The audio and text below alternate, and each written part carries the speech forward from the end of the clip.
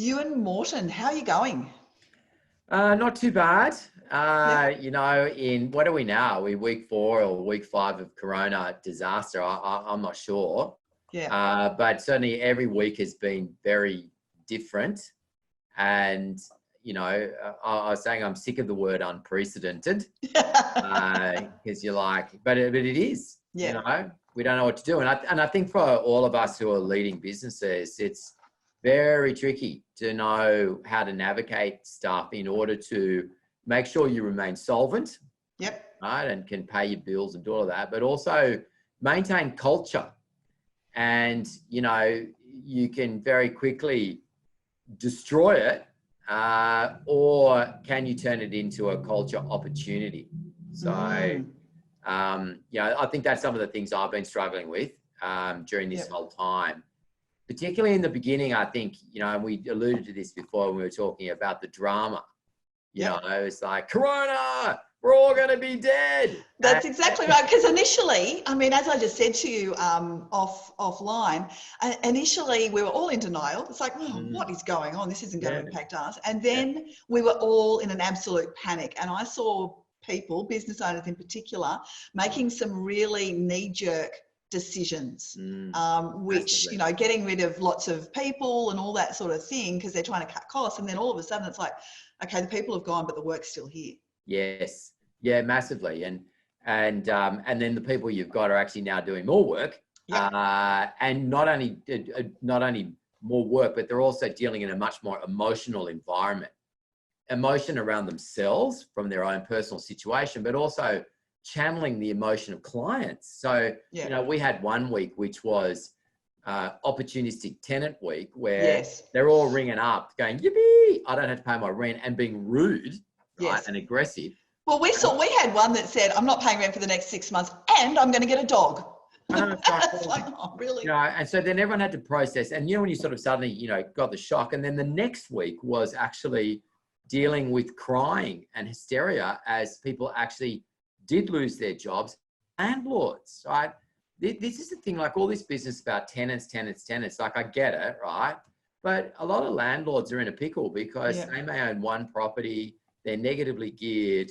One of them, the one of the partnership or themselves, they lose their job and they are very, very frightened and scared and they don't know what to do. So the teams had to deal with that. So, that's quite a complicated skill set where you got to manage your own emotion and manage the client's emotion, which is what we do. We all know that as real estate agents, that's actually what we do, but it's been very heightened. So I feel like this week, I've called this rule off week.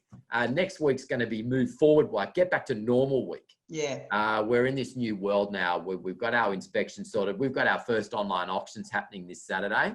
Okay. So we've got 3 of them and I'm like, yippee, let's press buttons and see if we can stuff that one up. What platform are you using? We're actually using Auction Now. Okay. So, and I'm in there because I'm like, oh my God, exchanging, and learning to exchange contracts electronically. Like, what a massive step forward that's going to be for the industry when you're on top of that. So, there's a lot of good things that are going to come out of all of this. Yeah, that was one of the things I did want to ask you. What's your silver lining in all of this? Well, I think, again, moving fast, I think there's a cultural silver lining. So I'm thinking a lot about that and how we navigate through this with job keepers and all of that. And I think if you can do it right, you could actually build a stronger team. And what that means is actually prioritizing your team, but it's getting the balance between team and solvency. But I think if you navigate that well, I definitely think there's an opportunity in that. Yeah. But the irony is our firm doesn't actually qualify yet. No, well, a lot won't. And the irony, super irony, is the first half of last year was rubbish. And we are potentially going to have a much better April in 2020, pandemic and all, than what we did back last year. And so it's like, oh my God, how are we going to demonstrate that? So that's what we said. I mean, if we were 30% down on the first quarter of last year, none of us would be in business, right? Because the first quarter was so bad last year. Well, where you think, every now and again we have a bad year, we get that, like that's part of the gig. But 2018, you go, no, that was bad. And we're like, God, thank God that's over. 2019 was actually worse. Yeah. Right. And went, okay, the great God of real estate's teaching us a lesson here. Fine. We learned the lesson, got it. Good thing he did, actually, because it prepared us for this. And then what do we get this year? A pandemic. So 2020 is looking like it's going to be even worse. So, I think the emotions that sit around that for everybody is it's been hard to handle. So, and how are you navigating that with your property managers? I mean, obviously the sales guys have got a whole different set of grief. They're dealing with their own inability to make any money and inability to know how to move forward. The property managers have got their own fears, but they're dealing with so much emotion from their landlords and their tenants. How are they coping, do you think? Well, we've got, obviously everyone's in the Zoom world now. And so there's lots of whips and catch-ups and everyone getting together and trying as much as possible to keep everyone connected. Yeah. Personally, from a leadership point of view, I'm trying to reach out and talk to people. I have thoughts about someone, ring them up, just trying to make sure they know that I'm here. Yeah. Know what they're all doing. We have 8 offices. I'm actually moving from one office to the other in a socially distanced, appropriate manner, just so that I can see people and give people energy. So, I think that's a really important thing.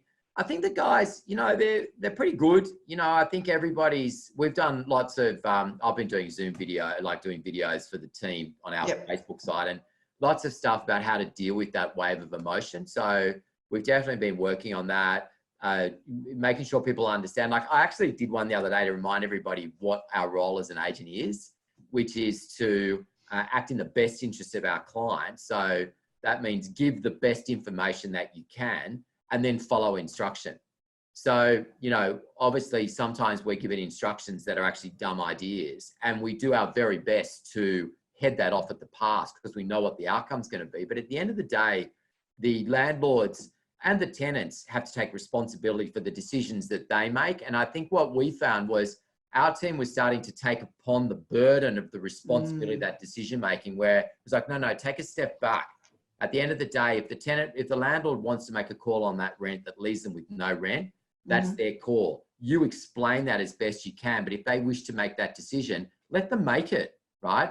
And don't allow yourself to be affected by that, because at the end of the day, it's not your call. So definitely, it's almost like a reminder of fundamental roles of being the fundamental role of being a real estate agent. So we've definitely been working a lot on that and making sure people understand. And I suppose looking out for the people who may be disappearing down a mental hole. So we have a people and culture manager, and she's sort of working through people. I'm working through people. Our leadership team is making sure, and we're just keeping an eye on those that we think, could be having a moment, and making sure that I'm trying to make sure I'm with them, I'm talking to them, so then they can go home. It's like, go home, have a cup of tea, have a lie down, have a good sleep, get back up, fight another day. I mean, at the end of the day, it is sort of bad, but we're all still going. And, and there is light at the end of that damn tunnel now, isn't there? And it's not a train coming in the other direction. No, there is light. We're all doing well at managing this social distancing, and in a way it's sort of working. As a country, we're managing the disease well, it would seem. I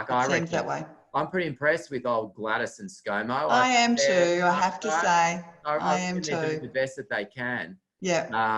And, we just have to go step by step. So I'm hoping, and again, as I say, hope is not a strategy, but I'm optimistic in the sense that, maybe things, our disaster plan, what we thought would happen, it's still going to be bad, but I'm confident that we're going to be able to manage through it. Yes.